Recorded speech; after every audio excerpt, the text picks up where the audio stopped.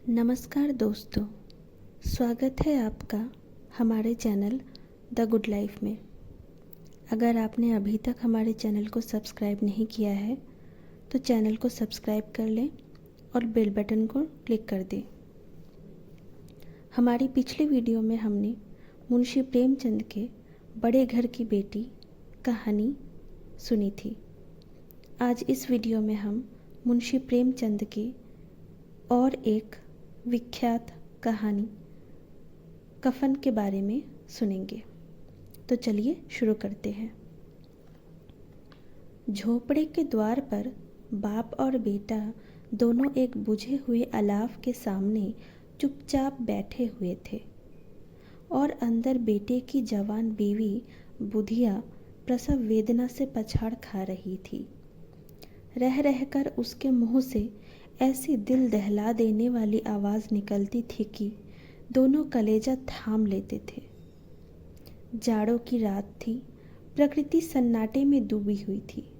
सारा गांव अंधकार में लय हो गया था।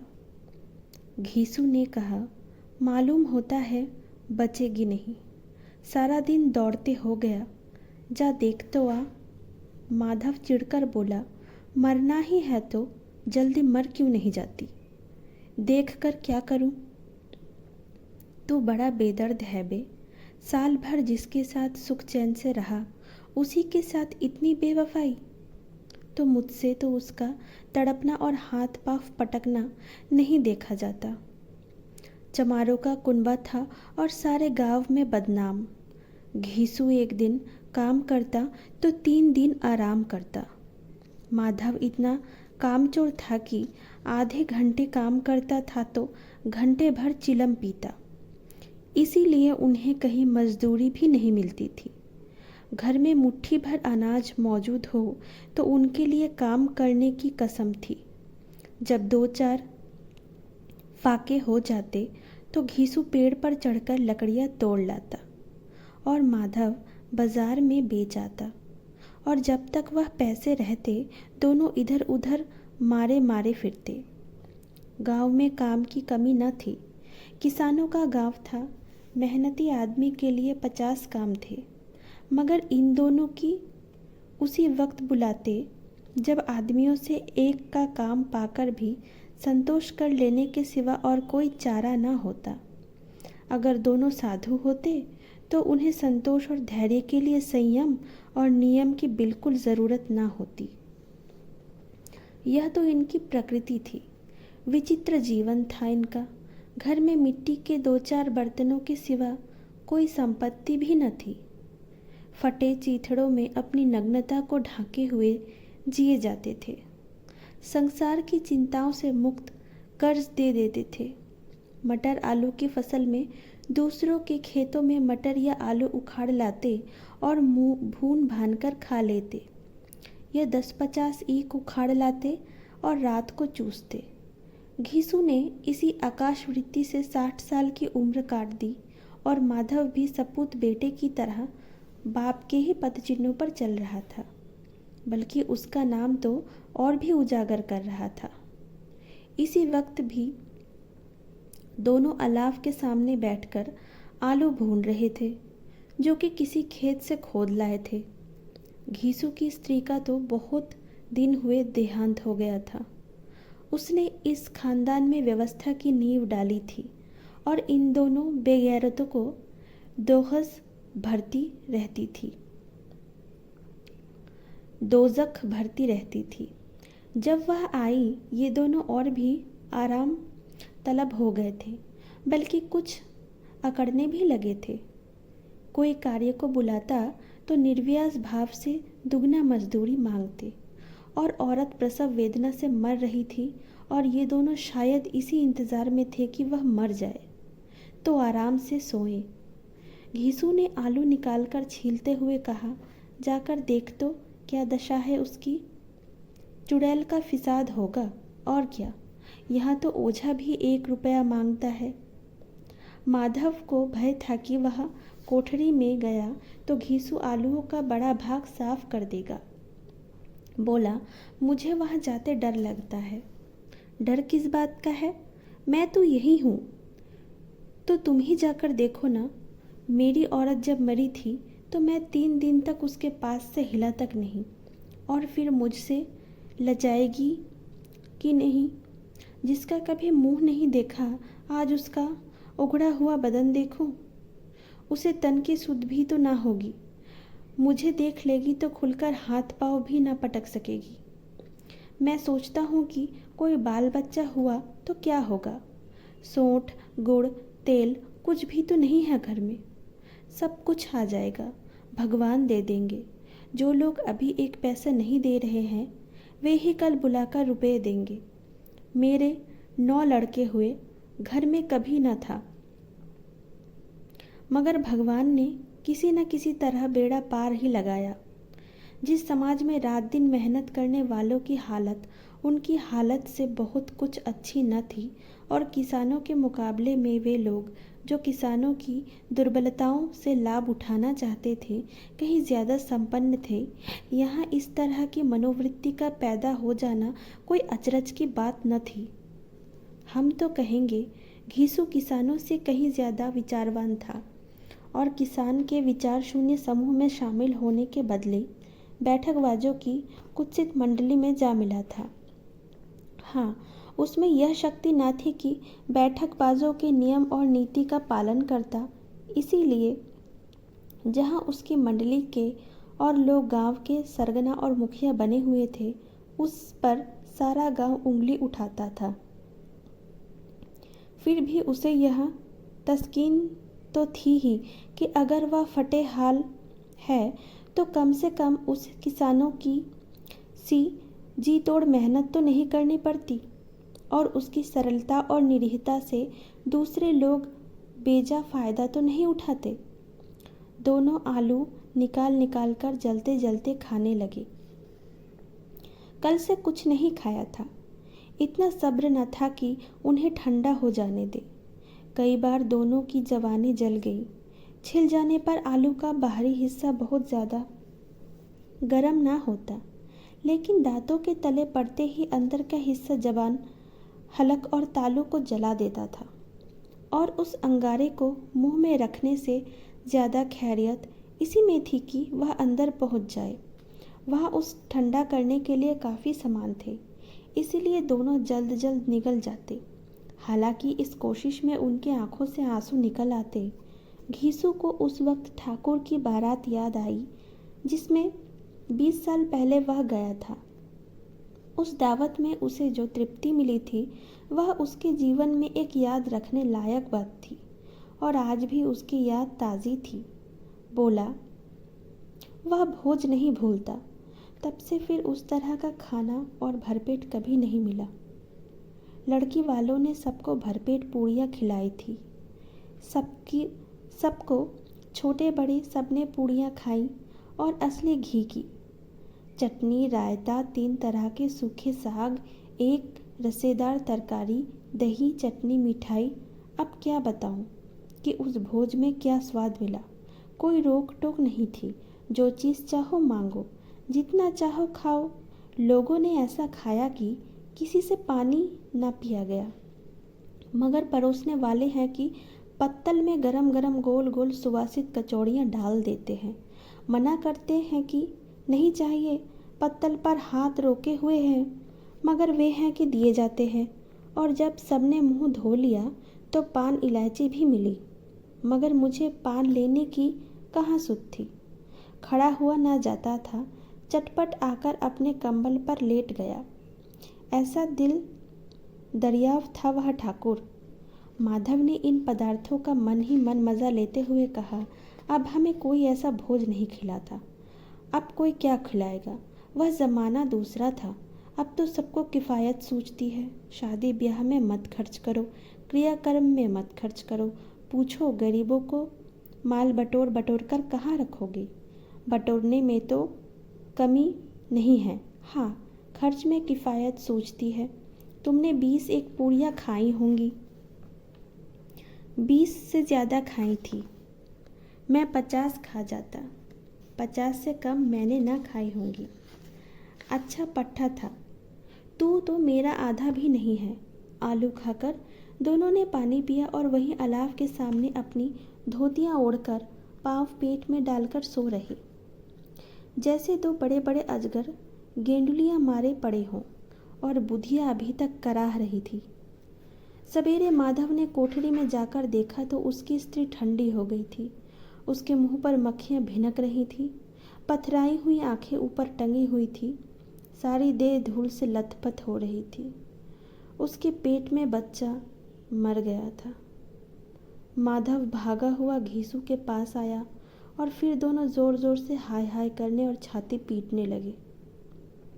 पड़ोस वालों ने यह रोना धोना सुना तो दौड़े हुए आए और पुरानी मर्यादा के अनुसार इन अभावकों को समझाने लगे, मगर ज़्यादा रोने पीटने का अवसर न था। कफन की और लकड़ी की फिक्र करनी थी।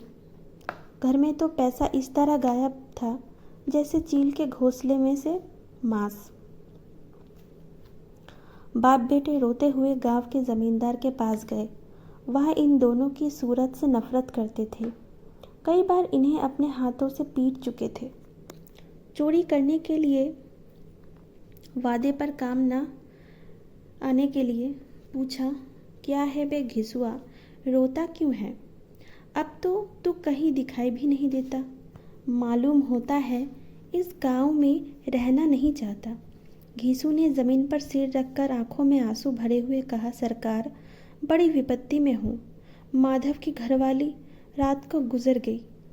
रात भर तड़पती रही। सरकार, हम दोनों उसके सिराहने बैठे रहे। दवा दारू जो कुछ हो सका सब कुछ किया, मगर वह हमें दगा दे गई। अब कोई एक रोटी देने वाला भी ना रहा मालिक। तबाह हो गए, घर उजड़ गया। आपका गुलाम हूँ। अब आपके सिवा कौन उसकी मिट्टी पार लगाएगा? हमारे हाथ में जो कुछ था वह सब दवा दारू में उठ गया। सरकार ही की दया होगी तो उसकी मिट्टी उठेगी। आपके सिवा किसके द्वार पर जाऊं?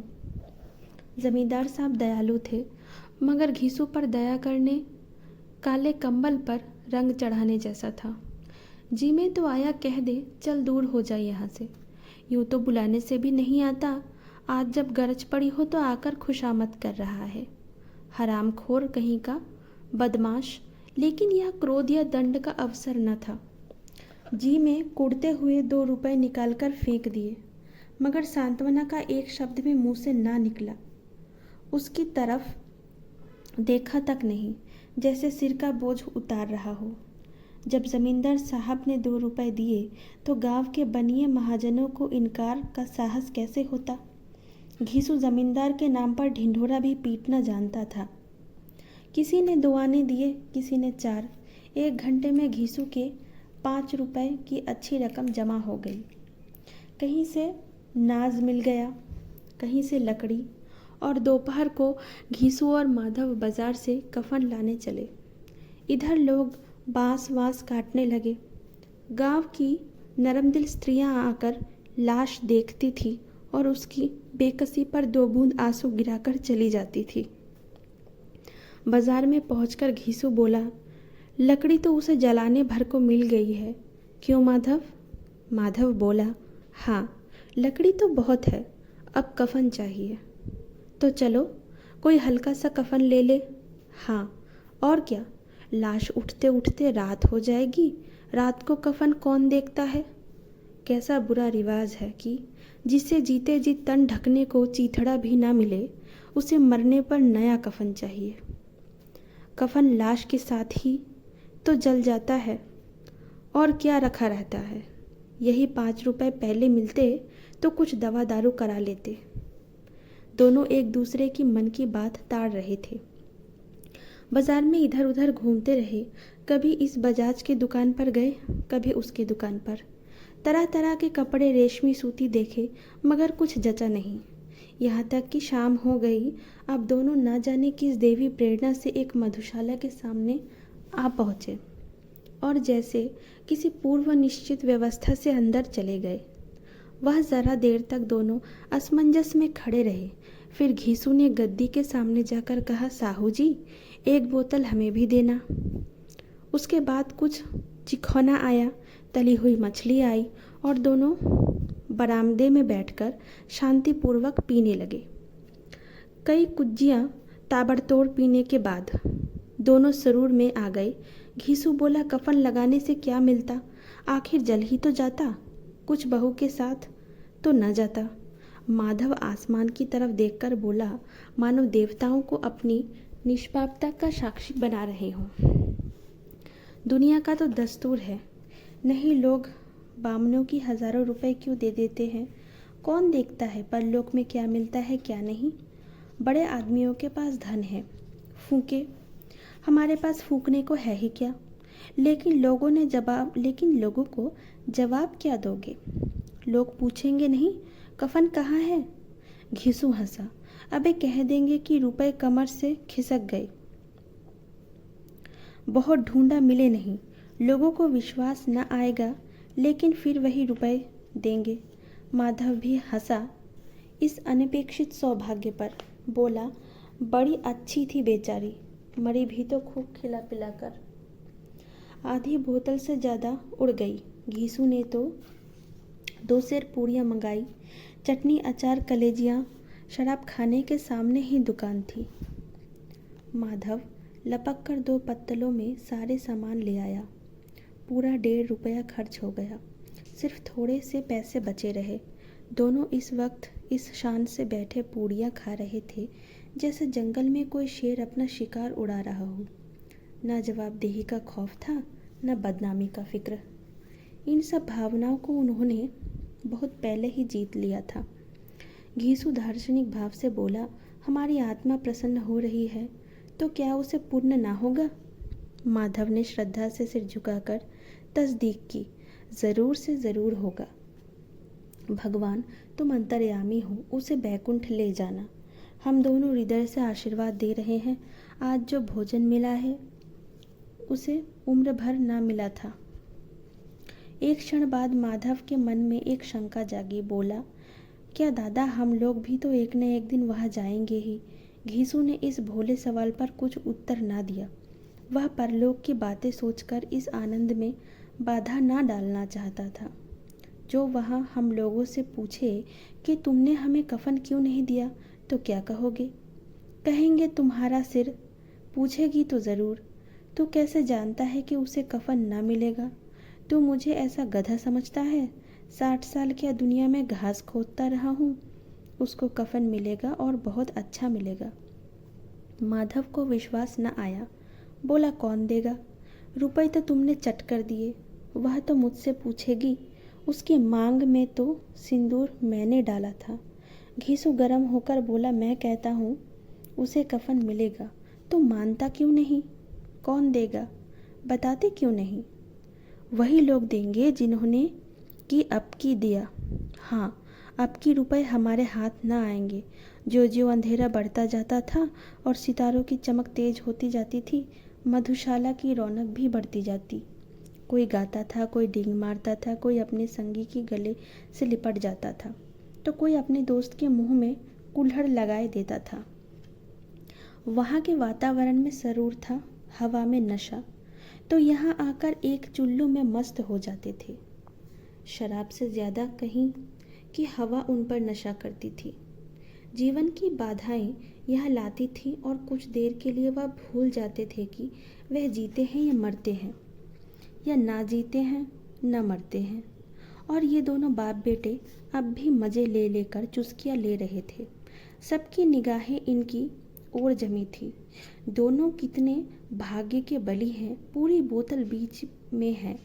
भरपेट खाकर माधव ने बची हुई पूड़ियों की पत्तल उठाकर एक भिखारी को दे दी, जो खड़ा उनकी भूखी आंखों से देख रहा था और देने का गौरव, आनंद और उल्लास का अपने जीवन में पहली बार अनुभव किया। घीसू ने कहा, ले जा, खूब खा और आशीर्वाद दे। जिसकी कमाई है वह मर गई, मगर तेरा आशीर्वाद उस तक जरूर पहुँचेगा। रोए रोए से आशीर्वाद दे, बड़ी गाढ़ी कमाई के पैसे हैं। माधव ने फिर आसमान की तरफ देखकर कहा, वह बैकुंठ में जाएगी दादा, बैकुंठ की रानी बनेगी। घीसू खड़ा हो गया, जैसे उल्लास की लहरों में तैरता हुआ बोला, हाँ बेटा, बैकुंठ में जाएगी। किसी को सताया नहीं, किसी को दबाया नहीं, मरते मरते हमारी ज़िंदगी की सबसे बड़ी लालसा पूरी कर गई। वह बैकुंठ में न जाएगी तो क्या ये मोटे मोटे लोग जाएंगे जो गरीबों को दोनों हाथों से लूटते हैं और अपने आप को धोने के लिए गंगा में नहाते हैं और मंदिरों में जल चढ़ाते हैं? श्रद्धालुता का यह रंग तुरंत ही बदल गया। अस्थिरता नशे की खासियत है। दुख और निराशा का दौरा हुआ। माधव बोला, मगर दादा, बेचारी ने जिंदगी में बड़ा दुख भोगा। कितना दुख और निराशा झेल कर मरी। वह आंखों पर हाथ रखकर रोने लगा, चीखें मार मार कर। घीसू ने समझाया, क्यों रोता है बेटा? खुश हो कि वह मायाजाल से मुक्त हो गई, जंजाल से छूट गई। बड़ी भाग्यवान थी जो इतनी जल्द मोह माया के बंधन तोड़ दिए। और दोनों खड़े होकर गाने लगे, ठगिनी क्यों नैना झमकावे, ठगिनी क्यों नैना झमकावे। पियक्कड़ों की आंखें इनकी ओर लगी हुई थी और ये दोनों अपने दिल में मस्त हुए गाए जा रहे थे। फिर दोनों नाचने लगे, उछले भी, कूदे भी, गिरे भी, मटके भी, भाव भी बताए, अभिनय भी किए और आखिर नशे से मदमस्त होकर वहीं गिर पड़े। तो आपको हमारी आज की यह कहानी कफन कैसी लगी हमें कमेंट करके ज़रूर बताइएगा। अगर आपको ये कहानी अच्छी लगी हो तो चैनल को सब्सक्राइब करें, लाइक करें और शेयर करें उन लोगों के साथ जिनको भी कहानी सुनना पसंद है। आप हमें कमेंट के माध्यम से ये भी बता सकते हैं कि आगे हम और कौन सी कहानियाँ सुनाएं जो आप सुनना पसंद करेंगे। तब तक के लिए धन्यवाद।